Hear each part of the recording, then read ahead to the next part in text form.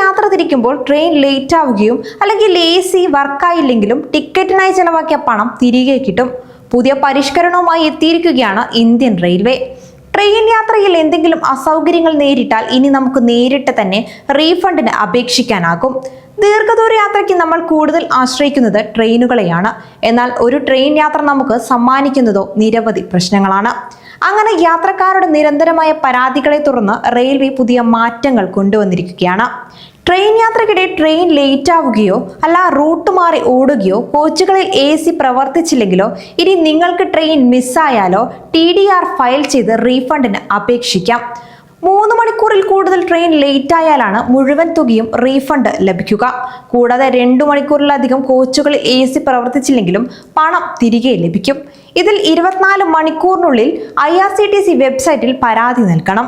Confirm ആയ ടിക്കറ്റുകൾക്കായിരിക്കും refund ലഭിക്കുക.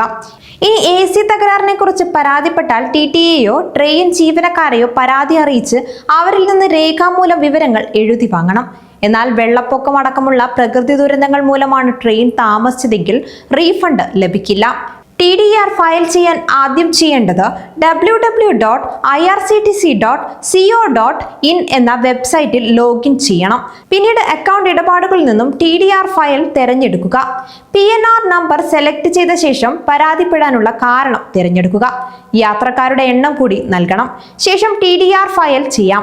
പിന്നീട് സബ്മിറ്റ് ചെയ്ത് കഴിഞ്ഞാൽ TDR ഫയൽ ചെയ്തതായി സന്ദേശം ലഭിക്കും. പിന്നീട് 7 മുതൽ 10 ദിവസത്തിനുള്ളിൽ പണം ബാങ്ക് അക്കൗണ്ടിലേക്ക് റീഫണ്ട് ചെയ്യപ്പെടും.